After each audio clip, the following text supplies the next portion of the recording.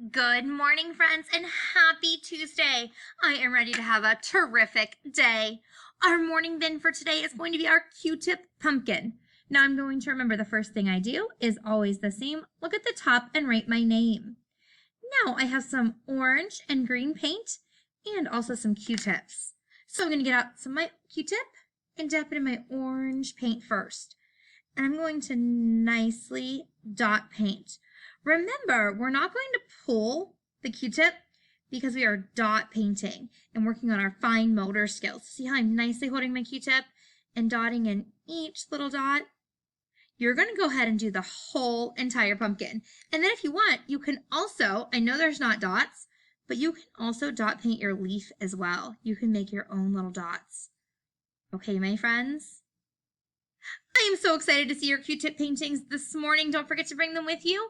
And Mrs. Newlands and I will see you all in a few minutes.